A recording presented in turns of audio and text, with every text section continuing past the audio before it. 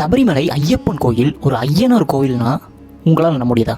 ஆமாம், சபரிமலை ஐயப்பன் கோயிலும் அந்த ஐயப்பனும் முன்னாடி ஐயனார் கோவிலாகவும் அந்த சிலை ஐயனார் சிலையாகவும் தான் இருந்திருக்கு. எஸ், இந்த தகவலை நான் சொல்லலை. இந்து மதம் எங்கே போகுது அப்படின்னு சொல்லிட்டு ஒரு புக்கில் தெளிவாக கொடுத்துருக்காங்க. அதில் என்ன கொடுத்துருக்காங்களோ அதை பற்றி நான் ஃபுல்லாக எக்ஸ்பிளைன் பண்ணுறேன், நீங்கள் தெரிஞ்சுக்கோங்க. ராமாயண காலகட்டத்தில் இங்கே சபரி அப்படின்னு சொல்லிட்டு ஒரு பெண் பக்தி வாழ்ந்துட்டு வந்திருக்காங்க. அவங்க ரொம்ப அந்த ராமர் பக்தியாக இருந்திருக்காங்க. ஸோ அதனால தான் இந்த மலைக்கு சபரி அப்படின்னு சொல்லிட்டு பேரே வந்தது.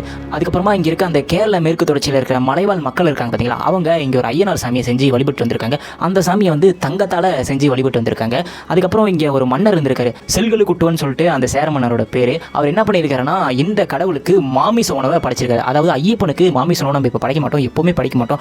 ஆனால் அந்த மன்னர் வந்து மாமிச உணவு படைச்சிருக்காரு. அது இல்லாமல் அந்த மலைவாழ் மக்கள் இருக்காங்க பார்த்தீங்களா, அவங்க வேட்டையான அந்த மாமிச உணவுகளையும் எடுத்து வந்து அந்த ஐயனார் சாமிக்கு படைச்சிருக்காங்க. காலங்கள் போக போக இந்த இடத்துக்கு அந்த நம்பூதிரிகளோட வருகை அதிகமாகுது. ஸோ அங்கே வந்து நம்பூதிரிகள் என்ன பண்ணுறாங்கன்னா, இது வந்து ஐயனார் சிலை கிடையாது, நீங்கள் தப்பான முறையில் வழிபட்டு இருக்கீங்க, இந்த சாமிக்கு நீங்கள் மாமிச உணவே படைக்கக்கூடாது அப்படின்னு சொல்லிட்டு மோகினி உருவத்தில் வந்த விஷ்ணுக்கும் சிவனுக்கும் பிறந்த குழந்தை இவர் ஐயப்பன் அப்படின்னு சொல்லி அந்த ஐயனார் வழிபாட்டை ஐயப்பனுக்கு உண்டான வழிபாடாக மாற்றி நெய்யில் மட்டும்தான் அபிஷேகம் பண்ணணும், மாமிச உணவு படைக்கக்கூடாது அப்படின்னு சொல்லிட்டு அந்த வழிபாட்டு முறையை மாற்றிருக்காங்க.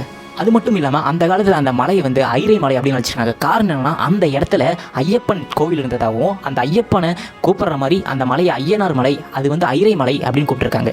அந்த நம்பூதிரிகள் சொன்னதை நம்பி இந்த மலைவாழ் மக்கள் என்ன பண்ணியிருக்காங்கன்னா, அந்த சிலையும் அந்த கோவிலையும் அது மட்டும் இல்லாமல் அந்த மலையும் அந்த நம்பூதிரிகள்கிட்டே விட்டு கொடுத்துருக்காங்க. அதுக்கப்புறமா இவங்க கண்ட்ரோலில் எடுத்த நம்பூதிரிகள் அந்த கோவிலையும் மலையும் ஐயப்பன் மலையாகவும் ஐயப்பன் சிலையாகவும் மாற்றிருக்காங்க. அடுத்ததாக அந்த மகரஜோதி ஐயனாருக்கு வருஷத்துக்கு ஒரு தடவை அந்த மலைவாழ் மக்கள் வந்து திருவிழா கொண்டாடுவாங்க. அப்படி திருவிழா கொண்டாடும் பொழுது அந்த மலைக்கு மேலே போயிட்டு தீபம் ஏற்றுவாங்க இந்த ஐயனாருக்காக. அதுதான் இப்போ அந்த மகரஜோதியாக நம்மளால் பார்க்கப்படுது.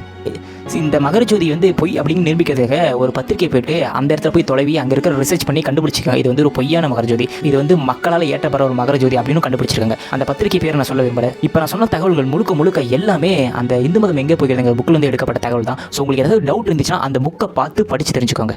தேங்க்யூ.